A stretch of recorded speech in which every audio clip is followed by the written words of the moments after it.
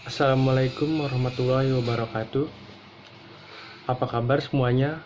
Semoga sehat selalu ya. Sebelumnya, perkenalkan nama saya Fadlani Rahmat Sudrajat, mahasiswa FK Puhamka, jurusan Bimbingan dan Konseling. Di sini saya akan menayangkan video wawancara guna memenuhi tugas PLP 1. Selamat menyaksikan. Bismillahirrahmanirrahim. Assalamualaikum warahmatullahi wabarakatuh. Salam. Di sini saya mewakili teman-teman mahasiswa mengucapkan terima kasih kepada Bapak Fauzi Latif yang telah berpartisipasi meluangkan waktunya untuk diwawancarai. Sebelumnya apa langsung aja ya Pak ke pertanyaan? Boleh silakan diperkenalkan. Di sini nama saya Berliana Firdausi. Saya Nur Melani. Dimulai aja ya pertanyaannya langsung tentang kultur sekolah Pak. Ada yang pertama itu budaya apa yang biasanya diterapkan di lingkungan sekolah sejahtera ini Pak? Baik, bismillahirrahmanirrahim. Assalamualaikum warahmatullahi wabarakatuh. Terima kasih kepada teman-teman mahasiswa dan mahasiswi Universitas Puhamka atas kepercayaan yang diberikan oleh kalian untuk hadir di sekolah ini, mewawancarai atau mengamati apapun yang berkaitan tentang sekolah. SMA Sejahtera 1 Depok, kalau ditanyakan budaya apa yang biasa diterapkan di sekolah, kita perlu mengetahui dulu apa makna budaya itu sendiri. Budaya itu perilaku, sikap yang biasa dilakukan oleh seseorang atau komunitas masyarakat yang akhirnya menjadi sebuah kebiasaan yang melekat. Nah, itu kita pahami budaya secara umum seperti itu. Jadi budaya apa saja yang diterapkan di lingkungan sekolah, khususnya SMA Sejahtera 1 Depok ini, sejak sekolah ini berdiri, setidaknya kita menerapkan 3 budaya berkaitan dengan kegiatan belajar mengajar di sekolah. Yang pertama, budaya kognitif. Bisa kita katakan kognitif adalah pengetahuan. Kita berusaha menerapkan sistem pembelajaran yang melibatkan anak-anak untuk aktif dalam belajar. Nah, yang pertama berkaitan dengan kognitif. Jadi hal-hal yang berkaitan dengan pengetahuan, mereka kita gali lewat proses belajar mengajar di kelas. Yang kedua, budaya yang sifatnya keterampilan. Nah, kita melatih keterampilan mereka, terutama keterampilan dalam berperilaku, keterampilan dalam berkomunikasi, bersosialisasi, dan lain sebagainya. Dan yang ketiga, budaya religius. Nah, kita terapkan sudah cukup lama di sekolah ini, nilai-nilai keagamaan, kita terapkan baik di kelas, di lingkungan ruang guru, ataupun apapun di lingkungan di sekolah ini kita terapkan budaya religius yang berkaitan dengan pembiasaan nilai-nilai keagamaan di sekolah kita. Jadi kita bisa simpulkan inilah 3 budaya yang memang sebetulnya sudah menjadi target kurikulum 2013, yaitu kognitif, keterampilan, dan sikap. Baik sikap sosial kita kembangkan di sini maupun sikap religius, sehingga anak-anak bisa mempraktekkan 3 budaya ini dalam perilaku sehari-hari. Jadi saya kira demikian. Kalau gitu pertanyaan yang kedua ya Pak, apa saja norma-norma yang dikembangkan di sekolah ini Pak? Norma, ya, pengertian norma kaitannya dengan sikap. Ya. Sikap-sikap yang dikembangkan di sekolah ini, pertama berkaitan dengan pengetahuan itu sendiri. Ya, ini pertanyaan kedua sangat erat kaitannya dengan pertanyaan pertama. Jadi kita menerapkan norma kognitif, artinya proses belajar mengajar yang melibatkan siswa untuk aktif, ya, baik di kelas maupun di luar kelas.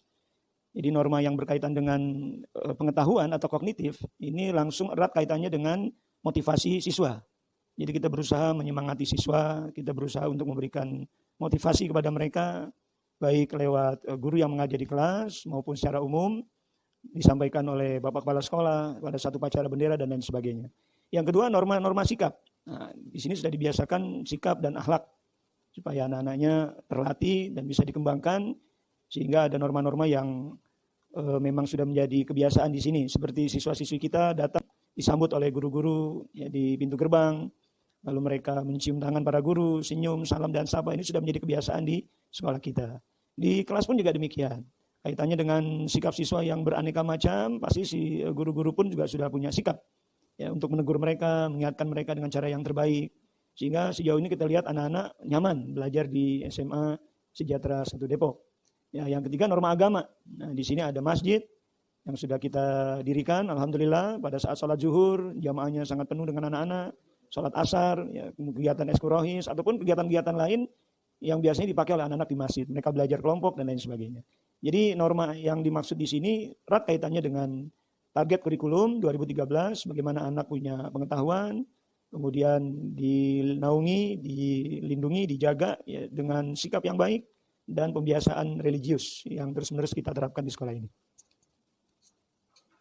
Lanjut. Nah, Bu, terkait struktur organisasi atau kepengurusan dan tata tertib di sekolah. Nah, tentunya kan di sekolah ini memiliki struktur organisasi dan kepengurusan. Adakah kendala maupun hambatan dalam melaksanakan kepengurusan tersebut? Ibu. Yang dimaksud kepengurusan kelas atau kepengurusan sekolah atau tata tertib secara umum? Oh, gitu. Di sekolah kita punya tata tertib ya, pasti setiap sekolah kan punya tata tertib. Di sekolah kita ini selama masa BDR kita ada beberapa tata tertib yang harus dilaksanakan oleh siswa sebelum mereka belajar. Misalnya mereka harus melapor sebelum jam pembelajaran yaitu pukul 6.45, mereka harus sudah standby di depan medianya ya, apakah itu handphone atau laptop gitu. Kemudian mereka wajib mengabsen di pagi hari sebelum mulai pembelajaran gitu kan. Dan jika itu dilanggar ya pasti ada teguran ya dari wali kelasnya. Kalau untuk masa belajar biasa kita juga punya tata tertib, nanti mungkin datanya bisa kami sampaikan ya. Karena ini ada 29 item tata tertib yang dilaksanakan oleh peserta didik di sekolah ini ya. Kemudian kendalanya melaksanakan tata tertib memang apa yang ditertibkan kan memang menjadi masalah ya buat orang lain yang tidak suka dengan ketertiban gitu ya, yang tidak suka dengan aturan. Tetapi karena ini sekolah kemudian ini bergerak di bidang akademik, di bidang pendidikan, maka mereka kan harus mengikuti aturan yang kita buat gitu ya. Ya, yang paling banyak kalau belajar normal itu permasalahannya adalah di keterlambatan ya, di keterlambatan kehadiran di sekolah. Kemudian cara mengatasinya ya ada berbagai hal. Misalnya kalau mereka terlambat satu kali, tegurannya masih ringan gitu ya, mereka hanya menahan diri di lapangan untuk sementara. Kemudian kalau dia sudah 2 atau 3 kali, maka kita akan menyampaikan kepada orang tua dan biasanya orang tua kita panggil untuk perbaikan gitu ya. Itu pemanggilan bisa dilakukan oleh wali kelas, kemudian kita berhadapan dengan wali kelas, kemudian dibantu dengan BP atau BK gitu. Kemudian kendala lainnya apa tadi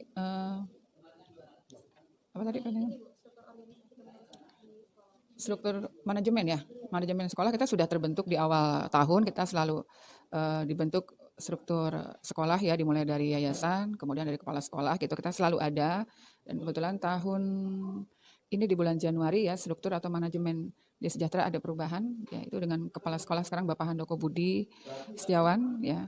Kemudian wakil kepala sekolah kita ada 4 wakil kepala sekolah di Sejahtera ini. Ada wakil kepala sekolah urusan kurikulum, wakil kepala sekolah urusan kesiswaan, kebetulan saya yang pegang kurikulum Bapak Siswandi. Kemudian wakil kepala sekolah urusan sarana prasarana itu Bapak Fauji Latif, dan wakil kepala sekolah urusan humas itu Bapak Usep Kusnadi. Di dalam wakil kepala sekolah kita punya staf lagi ya, yang dibantu oleh para staf. Kemudian di sekolah juga itu ada bendahara sekolah gitu ya. Kemudian juga di yayasan kita sekarang Bapak Sunarko ya, yang dulu kepala sekolah, sekarang Bapak Sunarko menjadi ketua yayasan Yayasan Sejahtera 1 Depok gitu. Jadi setiap tahunnya kita ya namanya sekolah pasti ya ada struktur atau manajemen sekolah. Jadi seperti itu pembagiannya, ada 4 wakil kepala sekolah yang mendampingi Bapak Kepala Sekolah untuk menjalankan tugas-tugasnya gitu. Kemudian kalau struktur kelas ya, di bawahnya itu kan ada wali kelas ya, di bawah kami itu ada wali kelas, ada BP juga, ada koordinator BK gitu ya. Kemudian ada para wali kelas, karena kita jumlah kelasnya sekarang ini ada kelas 12 itu ada 10, kelas 11 9, kelas 10 itu kita ada 10 kelas, berarti 29 ya, berarti ada 29 wali kelas.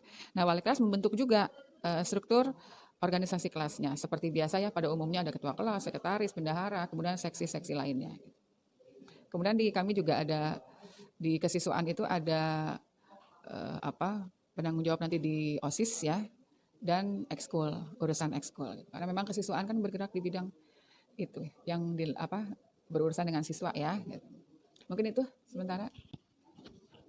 Untuk pertanyaan yang selanjutnya mengenai kegiatan-kegiatan seremonial formal di sekolah, Bu. Nah, seremonial di sekolah. Nah, yang selanjutnya kan salah satunya itu kan upacara, Bu, upacara bendera. Nah, bagaimanakah kemandirian peserta didik itu sendiri dalam membangun kesadaran masing-masing? Apakah dibiasakan dari gurunya atau gurunya memberikan contoh secara langsung? Kegiatan seremonial ya. Kegiatan seremonial kan berarti berhubungan dengan kegiatan-kegiatan yang sifatnya nasional ya, atau kegiatan yang sifatnya kegiatan sekolah yang rutin gitu ya. Salah satunya upacara bendera. Dalam keadaan normal kami mengadakan upacara bendera itu di setiap hari Senin. Pesertanya adalah 2 rombel ya, 2 kelas 10, kelas 11 misalnya, atau kelas 11 dengan kelas 12. Jadi kita bergantian sesuai dengan kapasitas lapangan ya. Kemana yang satunya lagi? Kalau misalnya kelas 10 dengan kelas 11, maka kelas 12 melakukan setoran baca Quran di kelas masing-masing. Jadi ada tim imtak yang melakukan itu. Jadi nanti kalau kelas 12 dengan kelas 11 misalnya, berarti kelas 10-nya ngapain? Kelas 10 di kelas untuk melakukan setoran hafalan Quran ke para guru imtak gitu di sekolah ini. Caranya pembiasaan ini awalnya mungkin kita memberikan instruksi ya kepada mereka untuk melakukan upacara di pagi hari gitu ya. Selebihnya mereka terbiasa karena memang sudah tahu jadwalnya ya di hari Senin, maka mereka terbiasa untuk melakukan upacara bendera. Memang kalau dihalau dari kelas sampai ke lapangan upacara memang itu kita tuntun ya mereka. Kita tuntun misalnya masih ada yang dalam kelas mereka diminta untuk ke lapangan sesegera mungkin itu memang masih kita tuntun gitu ya. Tapi untuk kakak kelasnya misalnya kelasnya lebih tinggi, biasa mereka sudah paham gitu ya. Jadi adik-adik kelasnya itu diberikan contoh oleh kakak kelasnya sudah di lapangan. Bukan gitu ya, Fadlan ya? Iya, jadi kakak kelasnya memberikan contoh langsung ke lapangan. Nah, adik kelasnya mencontoh kakak kelasnya. Ya, kalau masih ada yang belum segera ke lapangan gitu kan, kita juga akan memanggil lewat pengeras suara. Dan biasanya butuh waktu tidak lama sih untuk mengumpulkan mereka untuk melaksanakan upacara. Tapi yang pasti mereka sudah paham bahwa ada jadwal upacara, jadi mereka sudah tahu jadwalnya, karena dari pihak OSIS akan menyampaikan jadwal upacara itu kepada siswa. Di hari Jumat itu mereka yang menjadi petugas upacara akan latihan di hari Jumatnya itu. Latihan, kemudian mereka tahu bahwa tugas mereka adalah sebagai petugas upacara kelasnya. Ya, jadi karena memang sudah ada jadwal, di awal itu sudah diberikan jadwal bahwa petugas upacara adalah kelas berapa gitu. Jadi mereka sudah paham ya siapa yang upacara. Kemudian kalau kegiatan upacara lainnya seperti 17 Agustus gitu dan sebagainya, kita memang akan menginformasikan kepada mereka. Tapi pada dasarnya mereka sudah terbiasa sih ya melakukan upacara ini, jadi mungkin tidak perlu kita contohkan lagi cara upacara seperti ini, waktunya jam berapa, karena mereka sudah tahu waktunya jam berapa. Kendalanya hanya mungkin turun ke lapangannya aja ya itu. Tapi itu bisa diatasi, kita panggil beberapa kali mereka langsung kok. Nah, 17-an sekarang nih kita bingung upacara seperti apa gitu. Tapi mungkin kita akan melakukan live streaming upacara, jadi siswa melakukan upacara di rumah ya, dengan mengikuti live streaming upacara yang dilaksanakan di sekolah gitu. Ini hanya petugas dari Paskibra, hanya 3 orang itu juga. Ini tuh. Untuk selanjutnya pertanyaan dari Fadlan. Warahmatullahi wabarakatuh. Terima kasih sebelumnya kepada saudara Guntur selaku adik kelas dari sekolah saya Mustika Sejahtera 1 Depok atas waktunya untuk memberikan informasi tentang pertanyaan-pertanyaan nih. Sebelumnya nih, perkenalkan saya Fadlani Rahmat dan ketiga teman saya ada Nur Melani dipanggil Melan, Berena Firdaus dipanggil Berli, Gina Madia Putri dipanggil Gina. Langsung aja kali ya Tur untuk pertanyaannya. Tur? Ya, siap. Langsung aja ya. Lanjutkan kepada saudari Berliana. Oke. Bisa jadi pertanyaan terakhir nih.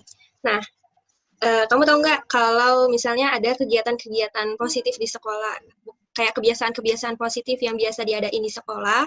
Nah, kamu tahu nggak itu, maksudnya kebiasaannya apa aja gitu? Ada contoh baca Al-Quran pagi hari sebelum mulai belajar, ada baca Al-Quran, ada bacaan Al-Quran 5 ayat, terus nyanyi Indonesia Raya juga ada, Indonesia Raya sampai belajar. Dan ketika guru masuk, setiap guru selalu berdoa dulu gitu, selalu berdoa sebelum mulai belajar. Itu sih kegiatan positifnya. Literasi juga ada, literasi tiap hari Jumat. Suruh lihat berita atau topik, nanti dikasih topik terus suruh mereview literasi. Dan untuk kebiasaan tadi kan ada salah satunya kan ada baca Al-Quran ya. Nah, itu biasanya alumni sekolah kalian SMA Sejahtera itu masih ke bawah nggak sampai sekarang? Kebiasaannya itu? Macam-macam sih itu ya, tergantung orangnya. Tapi kalau saya sih emang membaca Quran dulu, saya sih tiap pagi tuh Quran terus ya. Mantap. Oke. Nah, cukup dari teman-teman pertanyaannya. Oke, cukup. Sebelumnya kami dari mahasiswa yang cukup paham mengucapkan banyak-banyak terima kasih kepada saudara tutor atas waktunya telah memberikan informasi tentang keadaan atau budaya yang ada di sekolah, di sekolah dan kegiatan-kegiatan yang di sekolah. Sebelumnya mengucapkan terima kasih banyak, tutor. Terima kasih Guntur. Sama. Terima kasih banyak ya waktunya. Terima kasih Guntur. Ya, assalamualaikum. Waalaikumsalam. Sukses.